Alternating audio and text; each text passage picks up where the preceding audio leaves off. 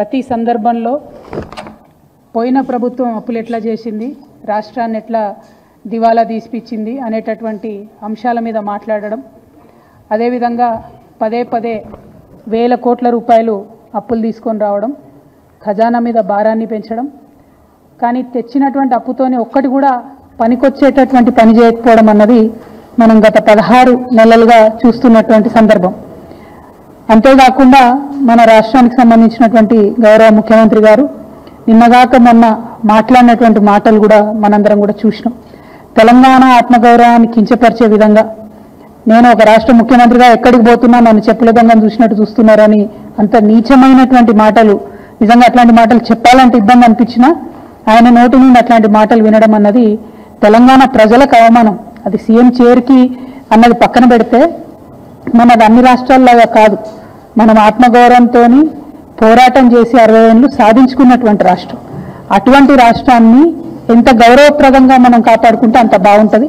కానీ తెలంగాణ ఆత్మగౌరవాన్ని కించపరిచే విధంగా ముఖ్యమంత్రి గారు మాట్లాడడం బాధాకరం. అయితే ముఖ్యమంత్రి గారి మాటల వెనకాల ఆక్రోశము, బాధ వేరే ఉన్నది.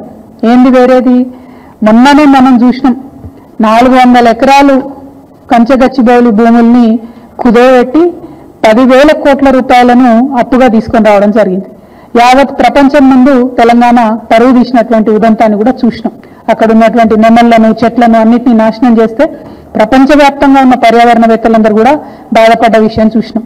మరి ఎందుకంత పట్టుదల, ఎందుకు ఆ భూములు అమ్మాలి, ఎందుకు 10,000 కోట్లు తెచ్చుకోవాలి అంటే ముఖ్యమంత్రి గారు కంప్లీట్గా ఆలోచన ఏంటంటే తెలంగాణ రాష్ట్రంలో TSIICలో, ఇదివరకు TSIIC అన్నాను, ఇప్పుడు వాళ్ళు TGIIC అంటున్నారు, ఇండస్ట్రియల్ ఇన్ఫ్రాస్ట్రక్చర్ డెవలప్మెంట్ కార్పొరేషన్లో 1,75,000 ఎకరాల పైచిలకు భూమి కేసీఆర్ గారు జమ చేసి పెట్టిండ్రు.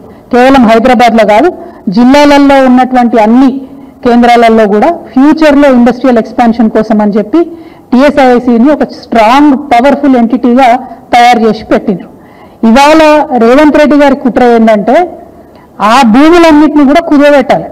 కంచగచ్చిబౌలి శాంపిల్ మాత్రమే 1,75,000 ఎకరాల తెలంగాణ వ్యాప్తంగా ఉన్న భూముల్ని కుదోబెట్టడానికి ఒక మంచి కుట్రపూరితమైనటువంటి స్కెచ్ రేవంత్ రెడ్డి గారు తయారు చేసుకున్నారు. మరి తయారు చేసుకున్నారు, కానీ ఆ విషయాన్ని ప్రజల నుంచి దాచిపెట్టాలనేటటువంటి ప్రయత్నం చేస్తున్నారు. మీ అందరికి కూడా తెలుసు, నా దగ్గర నిర్దిష్టమైనటువంటి ఆధారాలు లేకపోతే నేను మాట్లాడను. ఇవాళ మా చేతిలో ప్రభుత్వం ఇచ్చినటువంటి జీవో నంబర్ 12 ఉన్నది. జీవో నంబర్ 12, ఈ జీవో ఏప్రిల్ 11వ తారీఖున ఇచ్చిరు ఈ సంవత్సరంలో.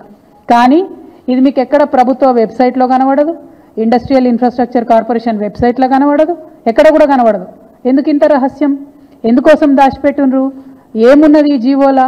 ఇది చెప్పడానికే నేను ఇవాళ తెలంగాణ ప్రజల ముందుకు రావడం జరిగింది.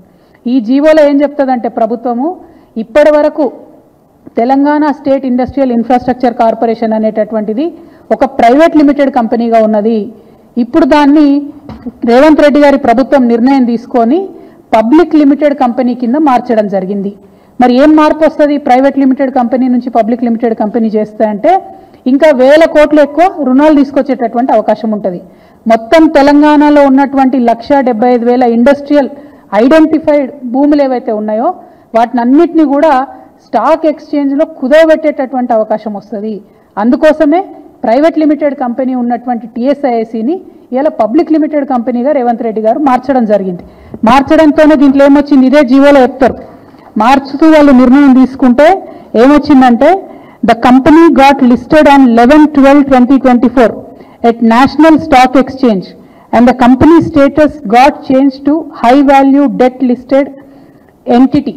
అంటే హై వాల్యూలో డెట్ తీసుకోవడానికి, అప్పులు తీసుకోవడానికి, 1,000 కోట్ల అప్పులు తీసుకోవడానికి ద్వారాలు తెరిచినటువంటి ప్రభుత్వం కాంగ్రెస్ ప్రభుత్వం, తెరిచినటువంటి ముఖ్యమంత్రి గారు రేవంత్ రెడ్డి గారు.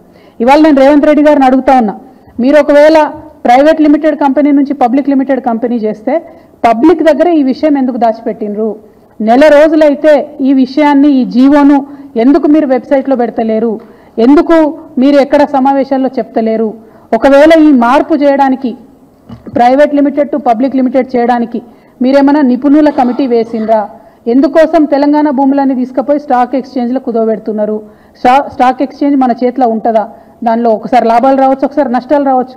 ఒకవేళ నష్టం వస్తే తెలంగాణలో మనం జమ చేసి పెట్టుకున్నటువంటి 1,75,000 ఎకరాలు వాటి భవితవ్యం ఏంటిది, మన పిల్లల భవిష్యత్ ఎట్లా, రేపు ఎవరైనా కొత్తగా పెట్టుబడులు పెడదామని వస్తే వాళ్ళకి ఏం భూములు ఇస్తాం, మనము ఎట్లా ఫెసిలిటీస్ క్రియేట్ చేస్తాము అంటే మీరు తెలంగాణ రాష్ట్ర భవిష్యత్తు మీద ఏమాత్రం ఆలోచన లేకుండా డైరెక్ట్గా పబ్లిక్ లిస్టెడ్ కంపెనీ చేసి దీన్ని స్టాక్ ఎక్స్చేంజ్లో లిస్ట్ చేయడం అన్నది చాలా దారుణం. ఈ విషయాన్ని ప్రజలకు చెప్పకపోవడం అన్నది మరింత దారుణం. నేను ఇవాళ ప్రశ్నిస్తూ ఉన్నాను, మీరు ఎందుకు ఈ మార్పు చేసిండ్రు, మార్పు చేసినట్టయితే ప్రజలకు ఎందుకు చెప్తలేరు, ఇంత రహస్యం ఏమున్నది ఈ జీవోలో అన్నది నేను అడుగుతా ఉన్నాను.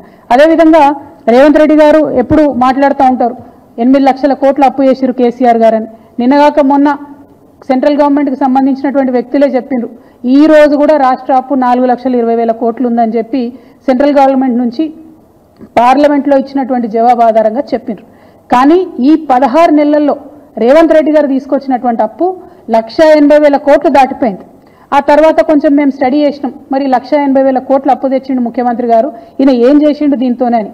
ఒక ప్రాజెక్టు కట్టలేదు, పూర్తిగా రైతు భరోసా ఇయ్యలేదు, పూర్తిగా రైతు బీమా ఇయ్యలేదు, పూర్తిగా రుణమాఫీ చేయలేదు, ఒక పెన్షన్ పెంచలేదు, తులం బంగారం ఇయ్యలేదు, మహాలక్ష్మి పథకం పెట్టలేదు, ఆడపిల్లలకు స్కీమ్ ఇయ్యలేదు, ఏమి ఇవ్వలేదు. కానీ తెచ్చిన 1,80,000 కోట్లు మాత్రం ఆరత కర్పూరం కరిగిపోయినట్టు కరిగిపోయినాయి. లెక్కలు బాగా తీస్తే తెలిసింది ఏంటంటే కేవలం 80,000 కోట్లు మాత్రమే ఇదివరకు చేసినటువంటి అప్పులు చెల్లించడానికి ఈ ప్రభుత్వం ఉపయోగించింది. ఇంకా 1,00,000 కోట్లు ఎక్కడికి పోయినాయి? మరి ఆ జవాబు చెప్పాల్సినటువంటి అవసరం ప్రజలకు ఉంది. ఇవాళ నేను డెఫినెట్గా ఆధారాలతో ఆరోపణ చేస్తూ ఉన్నాను, 1,00,000 కోట్ల రూపాయలు రేవంత్ రెడ్డి గారు పెద్ద కాంట్రాక్టర్లకు పేమెంట్లు చేసిండ్రు. ఒక తట్టెడు మట్టి కూడా ఎత్తిపోయకుండా 1,00,000 కోట్ల రూపాయలను కాంట్రాక్టర్లకు పేమెంట్ చేసిరు.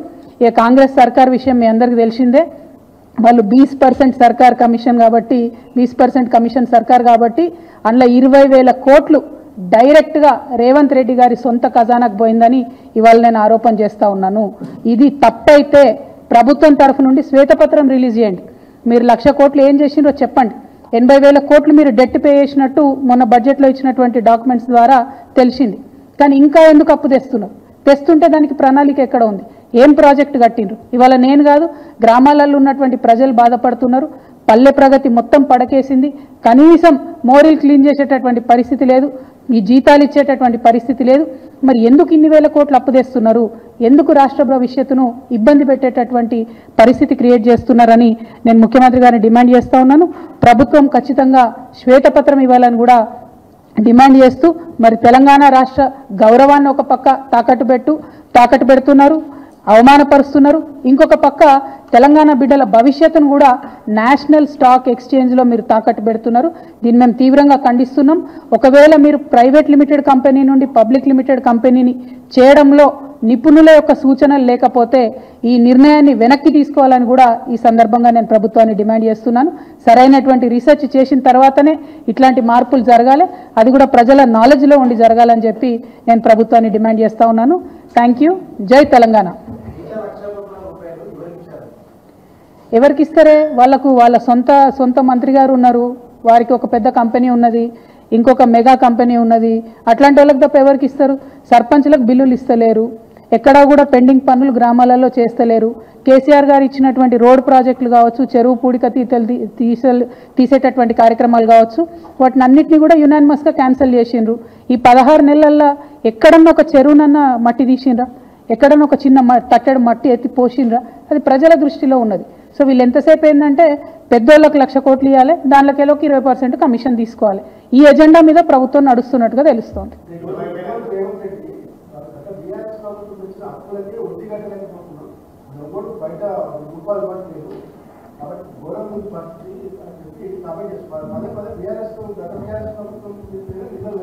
అంటే రామ్లన్న మీరు లేటుగా వచ్చిండ్రు, నేను అదే చెప్పిన. ముఖ్యమంత్రి గారు మన రాష్ట్ర భవిష్యత్తును తాకట్టు పెట్టే విధంగా, రాష్ట్ర గౌరవాన్ని కించపరిచే విధంగా క్షేత్రస్థాయిలో ఉండేటటువంటి వ్యక్తులు కూడా మాట్లాడనటువంటి భాషలో మాట్లాడుతూ ఉన్నారు. కానీ ఆయన అట్లా మాట్లాడడం వెనక ఏంటంటే ఉద్యోగులకు చేసినటువంటి వాగ్దానాలను ఎగ్గొట్టాలి, ఇచ్చినటువంటి 6 గ్యారెంటీలు ఎగ్గొట్టాలి, అన్నీ ఎగ్గొట్టేసి కమిషన్లు వచ్చే విధంగా ప్రణాళికను సిద్ధం చేసుకుంటున్నారు. కాంగ్రెస్ అంటేనే కరప్షన్, దానికి మళ్ళొకసారి ఈ ముఖ్యమంత్రి గారు ప్రూఫ్ చేస్తూ ఉన్నారు. 100% మీరు వాళ్ళని ఇవ్వమనండి, ప్రభుత్వాన్ని శ్వేతపత్రం ఇవ్వమనండి. అసలు కాంట్రాక్టర్లకు ఎంత పేమెంట్ చేసిరో అడగమనండి, ఎక్కడ ఒక తట్టెడు మట్టి ఎత్తిపోసిరో అడగమనండి, కొత్త ప్రాజెక్ట్ ఏమైనా డిజైన్ చేసిండ్రా, కొత్త ప్రాజెక్టులు అంత వర్క్ అయిపోయిందా, మీరు 1,00,000 కోట్లు బిల్లు ఇచ్చేంత వరకు మీరు 16 నెలల్లో చేయగలిగినరా, అది సాధ్యమవుతుందా ఫిజికల్గా? ఒకసారి పత్రికా మిత్రులు కూడా దయచేసి ఇన్వెస్టిగేట్ చేయమని నేను మిమ్మల్ని కూడా అడుగుతున్నా. నా దగ్గర ఆధారాలు ఉన్నాయి కాబట్టి నేను ఆరోపణ చేసిన, నేను చేసిన ఆరోపణ తప్పైతే వాళ్ళని శ్వేతపత్రం ఇవ్వమనండి, ప్రూవ్ చేసుకోమనండి. ఎన్ని బిల్లులు కాంట్రాక్టర్లకు ఇచ్చారు, సర్పంచ్లకు ఎన్ని బిల్లులు ఇచ్చిండ్రు, వాళ్ళు ఇచ్చినటువంటి 6 గ్యారెంటీలలో ఎన్ని పథకాలకు ఎన్ని డబ్బులు పెట్టిండ్రు, వాళ్ళని ఆధారాలు ఇవ్వమని చెప్పండి. సారీ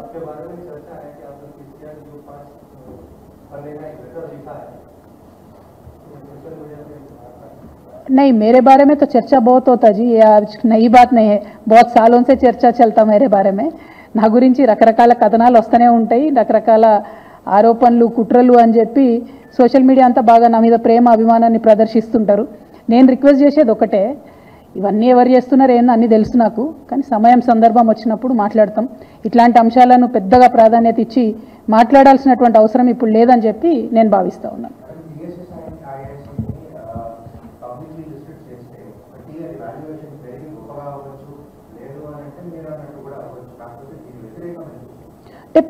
ప్రధానంగా Telangana state industrial infrastructure corporation అన్న దాంట్లో ఆ సంస్థ పెట్టింది ఎందుకు అంటే, ఒక దగ్గర ఒక 40 ఎకరాలు జాగా ఉందనుకోండి, దాన్ని డెవలప్ చేసి అందులో ఒక 30, 40, 20 ఇండస్ట్రీస్ రావాలంటే వారికి అన్నీ కూడా ప్రొవైడ్ చేసి కామన్గా ఉండేటటువంటి ఈటీపీ లాంటివి, కరెంటు వ్యవస్థను అన్నీ కూడా చేయడానికి పెట్టినటువంటి కార్పొరేషన్. అంటే ఎగ్జిస్టింగ్ ల్యాండ్ని డెవలప్ చేసి ఇండస్ట్రీస్ రావడానికి వీలుగా చేసేటటువంటి కార్పొరేషన్.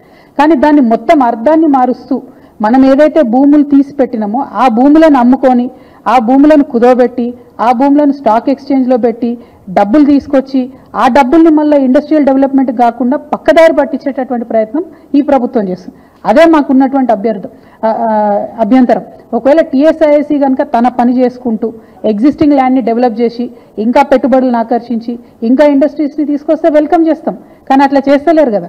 నిన్న కంచెగచ్చిపోలి భూములను కనీసం అది క్లియర్ చేయకముందే, అది మొత్తం ఇండస్ట్రీస్కి అనుగుణంగా మారకముందే దాన్ని కుదవబెట్టేసిరు, 10,000 కోట్లు తెచ్చేసిండ్రు. ఆ 10,000 కోట్లు ఎక్కడికి పోయినాయి అంటే, మేము రైతు బంధు ఇచ్చినాం, పెన్షన్ ఇచ్చినామని చెప్తున్నారు. అంటే పప్పు బెల్లం లెక్క మీరు 10,000 కోట్లు పంచుకుంటే ప్రజలకు ఏం జవాబుదారీ ఉన్నట్టు? శ్రీధర్ బాబు గారు వచ్చి ఒక మాట చెప్తారు ఆ 10,000 కోట్ల మీద, ముఖ్యమంత్రి గారు ఇంకొక మాట చెప్తారు, ఇంకొక బట్టి గారు ఇంకొక మాట చెప్తారు. క్లారిటీ లేదు.